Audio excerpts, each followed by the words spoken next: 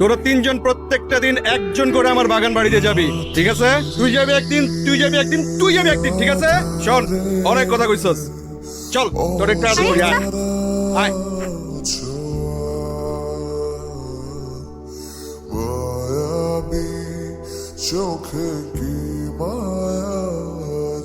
আরে বস, কি অবস্থা? কেমন আছেন?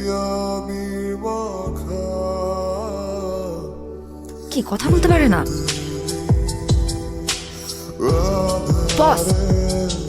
আপনি ওই দিন ছেলেটাকে যে থাপ্পড়টা দিলেন না, আমি তো দেখেই ফিদা হয়ে গেছি। সেই অ্যাকশন।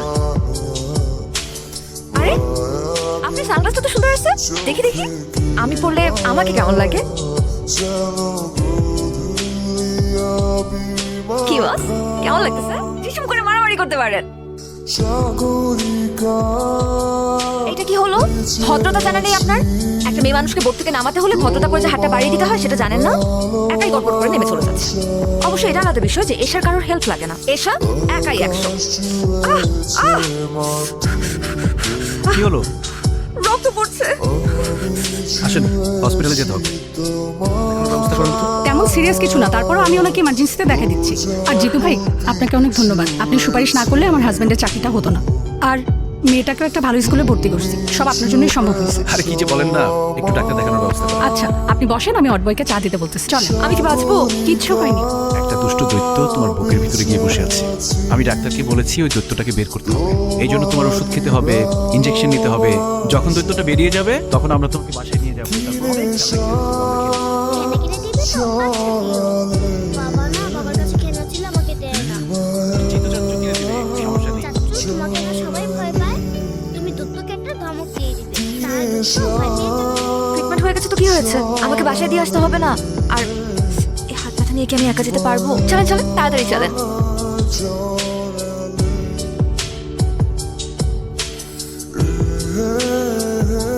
তোর হাতে ব্যান্ডেজ কেন? কি হয়েছে?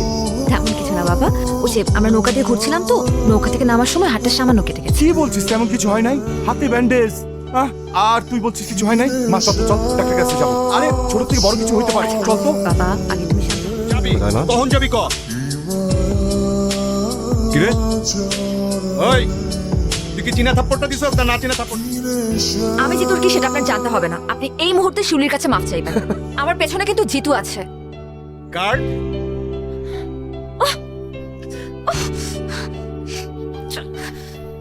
দে, পরে দে। শোনো, চলো শোনা, তোমার একটু আদর করবো। অনেক তো পটপট করলো, তাই না? জিতুরে বলিস তোর আব্বা আসলে অপেক্ষা করতেছি। আয় আয় আয় আয় খালেদ ভাই জানি আয়।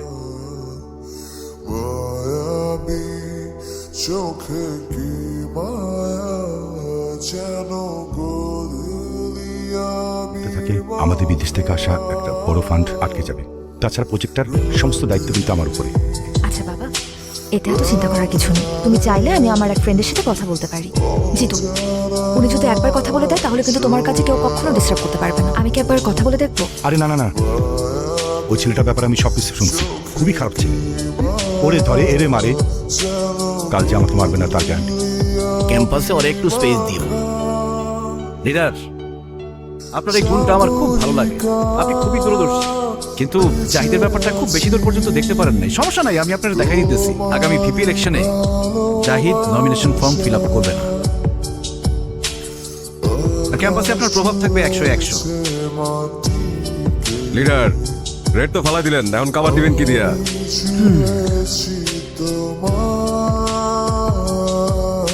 সাইমন, কাভার দেওয়া সবার কাজ না, সবাই সেটা পারেও না। ভয় লাগা শুরু করলো। চাইলেই কি তুমি আমার থেকে দূরে যেতে পারবা? তুমি তো আমার অক্সিজেন। অক্সিজেন ছাড়া মানুষ বাঁচে? তোমাকে ছাড়া আমি বাঁচতে পারবো না। আর দর্জি পাড়ার ছেলেরা কি ঝামেলা করছে এটা আমি দেখতেছি, দাঁড়াও। কিন্তু দর্জি পাড়ার ছেলেদেরকে বকে দেওয়া এটার সমাধান না। বাবাকে আমাদের সম্পর্কে কথাটা জানাতে হবে। তোরফা খারাপ বলা যাবে না। আমার মনে হয় তোমার বাবাকে বোঝালে বুঝবে, উনি খুবই ভালো মানুষ। জিতু, আমি না একটা বিষয় খুব সেলফিশ, আর সেটা হলো তুমি। তোমার জন্য কার মুখে হাসি ফুটলো, কার ঘরে চুলা জ্বললো তাতে আমার কিচ্ছু যায় আসে না। আপনাকে না কেন ভাই, আপনি তো যেই লোক না, জিতুর হবু শ্বশুর বইলা কথা। আপনি ভাই আইসাই একটা বাজি মাইরা দিচ্ছেন। এখন দেখবেন শুধু দর্জিপাড়া পুরো এলাকায় আপনার কথা শুনবো। কাজ করছেন ভাই একটা। ওয়ালাইকুম আসসালাম আঙ্কেল, আপনি আমার সাথে এইভাবে কথা বলতেছেন কেন? আপনি তো আমার মুরব্বী। আপনি আমাকে খবর দিতেন, আমি আপনার বাসায় চলে আসতাম। আপনি কষ্ট করে এখানে আসলেন। ওই ছেলেপেলেগুলো কি ঝামেলা করছে কোনো? না, ওরা আমার আর কাজের আশেপাশে আসে নাই। আপনি আমার জন্য যেটা করেছেন এর জন্য আমি কৃতজ্ঞ। আমি আসলে আপনার সঙ্গে একটু একা কথা বলতে চাই। ভালোবাসি। যেদিন আপনার জীবনে স্থিরতা চলে আসবে সেদিন তো এই মোহটা কেটে যাবে।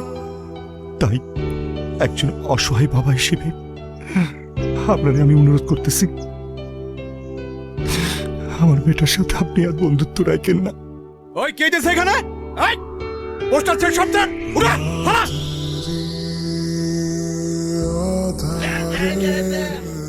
জাহিদ, এই ক্যাম্পাসে সবার পোস্টার থাকবে। এই পোস্টার ছিঁড়ছে কে? তুই পোস্টার ছিঁড়ছ? তোমার সাথে আমার কথা আছে জিতু।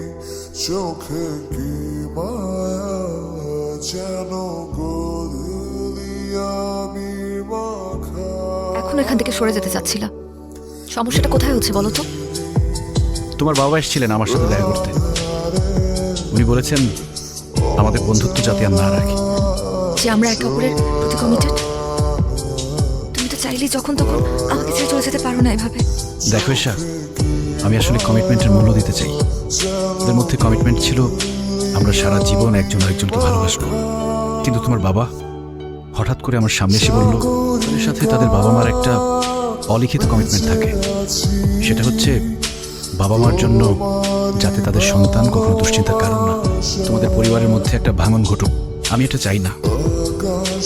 তোমার বাবা তোমাকে নিয়ে অনেক ইনসিকিউরড। উনি যেটা চায় সেটাই করা উচিত আমার মনে হয়। কলেজ থেকে ফিরতে সন্ধ্যা হলো কেন? কলেজ তো 5টায় ছুটি দিয়ে দেয়। কারণ আমি এতক্ষণ নদীর পাড়ে বসে ভীষণ কান্নাকাটি করেছি আর লাইফের সব থেকে গুরুত্বপূর্ণ ডিসিশনটা নিয়েছি বাবা। ফ্রেশ হ, খাওয়া দাওয়া কর, পরে কথা বলি। না বাবা, আমার এই মুহূর্তে তোমার সাথে কথা আছে এবং কথাটা অনেক। কোনোদিন কোনো কাজে বাধা দেয়নি, কারণ খুব ছোটবেলায় তোর মা আমাদেরকে ছেড়ে চলে যায়। আমার বারবার ট্রান্সফারের জন্য আমি তোকে এক জায়গায় কখনো স্থির রাখি। কি কতগুলো পরিবার ওর জন্য খেতে পারে তুমি জানো? বিনা পয়সায় কতগুলো মেয়ে ডিগ্রি পাস করছে, এগুলো তো তুমি জানো না বাবা। শুধুমাত্র আশেপাশে ঘটে যাওয়া কিছু ঘটনা আর মানুষদের থেকে শোনা কিছু কথা নিয়ে তুমি ডিসিশন নিয়ে নিলে।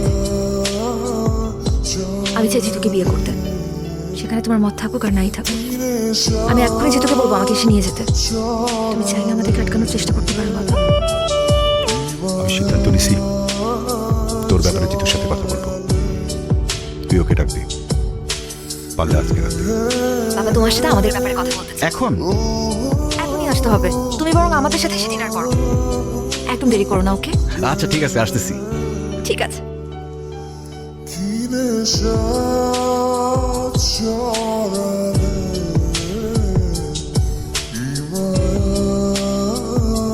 জিতু!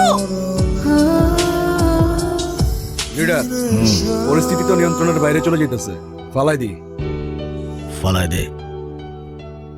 জিতুকে আজকে আমার বাসায় পাওয়া যাবে। আপনারা ওকে কি করবেন আমি জানতেও চাই না। আমি শুধু আমার মেয়ের ভালোর জন্য এই কাজটা করলাম।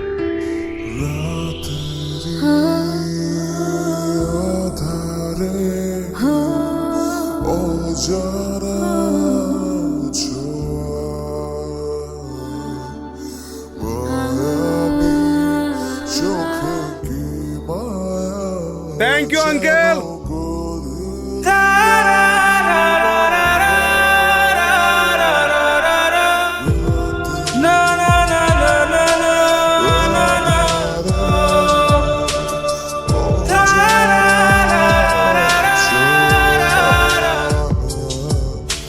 মানে আমার উপরে কষ্ট রাখিস না।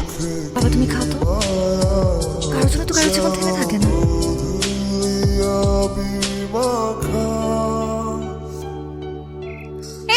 কি হলো?